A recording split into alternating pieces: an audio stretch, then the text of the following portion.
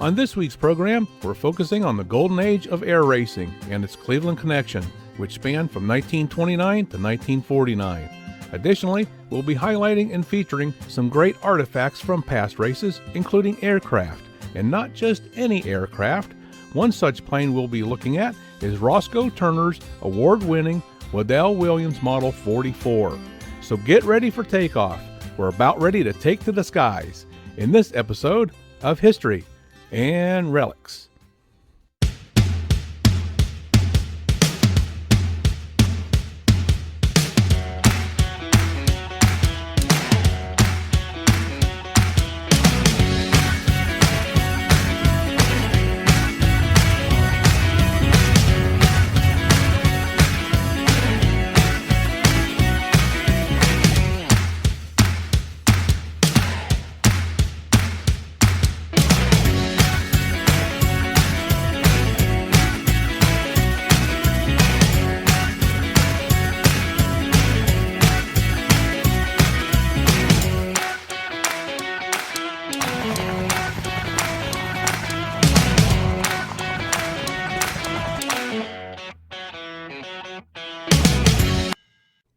From 1929 to 1949, Cleveland, Ohio was a major player in the early days of the U.S. national air races.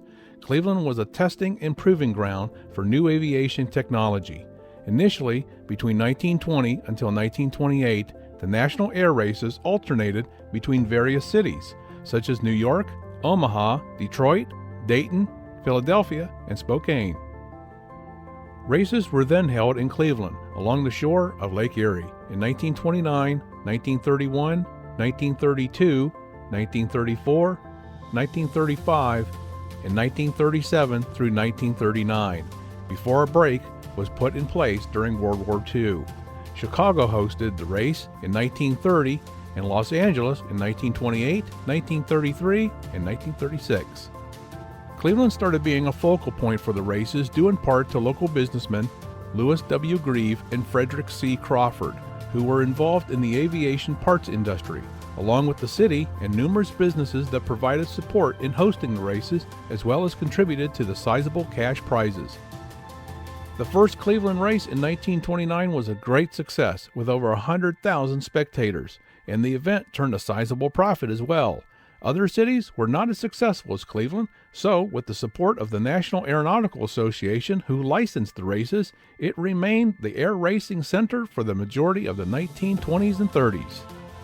Following the pause during World War II, the races resumed in Cleveland from 1946 to 1949, with the dynamic addition of more powerful ex-military aircraft, such as the de Havilland Mosquito, Lockheed P-38, and the P-51 Mustang, among others.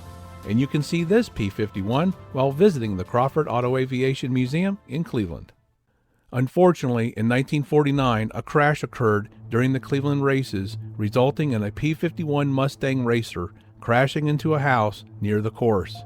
The pilot and two occupants of the house died as a result of the crash. That caused the races to be suspended from 1950 to 1963. When the races resumed in 1964, they were held at a new location, Reno, Nevada. Today, Reno remains the only location for the annual National Air Races. However, it too has had its share of reliving past tragedies, as in 2011, a modified P-51 crashed at the races, tragically killing the pilot and 10 spectators, plus injuring 69 others. This would spark significant safety changes to be made, but afterwards, the race was held again in Reno and continues on to this day. The past glory of the Cleveland National Air Races can be relived in the Crawford Auto-Aviation Collection exhibition at the Western Reserve Historical Society in Cleveland. Here they have on display historical racing aircraft and memorabilia, including our featured aircraft, Roscoe Turner's Weddell-Williams Model 44. Turner struck a deal with Jimmy Weddell, a Louisiana racing plane manufacturer, for one of his Weddell-Williams Models 44s, a low-wing monoplane design powered by a Pratt & Whitney Hornet radial engine. The Model 44 was a proven design, having achieved a second-place finish in the Thompson Trophy in 1931. Registered as NR61Y, Turner's Model 44 appeared in Gilmore oil colors for the 1932 Thompson and eventually placed third, behind two other Model 44s. 1933 saw Turner claim top spot in the cross-country Bendix race, a first place in the Shell Oil Speed Dash, and a disappointing sixth in the Thompson after winning, then being disqualified. 1934 finally brought ultimate victory to the plane and Turner with an outright win in the Thompson Trophy race, the climax of 3 years of hard work and innovation. The plane was repainted in the all-gold color scheme that it wears today. The following year, Turner and the Model 44 took second in the Bendix Trophy, and by 1937, the aircraft was handed over to pilot Joe Mackey, as Turner was developing a new racer. NR-61Y would continue to soldier on well into 1939, where it continued to compete in the Thompson. The plane was later re-registered as NX-61Y and is now displayed prominently in the Crawford Auto-Aviation Museum, hanging from the ceiling in the attitude of banking around a racing pylon. She remains the only original Model 44 in existence, representing a page from the golden age of air racing that we'll never see again. Before we leave out, we'd like to show you around a bit more of what all the Crawford Auto-Aviation Museum has on exhibit here regarding aviation and the air races.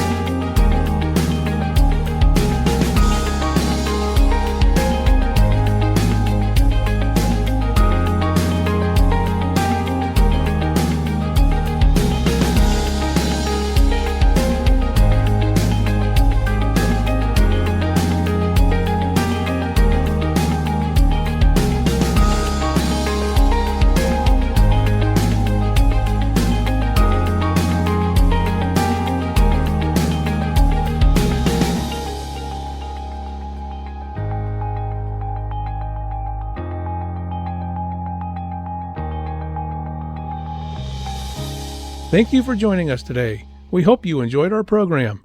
If you like our content, we ask that you give us a thumbs up, a like, share with your friends, subscribe to our channel, and ring that notification bell so you always know when our new content is published. And all of this costs nothing, but means a lot to us and keeps us growing. You may also leave us a tip if you choose. The address is provided here on your screen, and a link is provided in the description area below. So until next time, everyone, this one is history. Hey, and be sure to check out our eBay store under ID, History and Relics. We're now featuring channel merchandise, starting with our new logo magnet. They're only $5.50, and net proceeds go towards supporting our channel.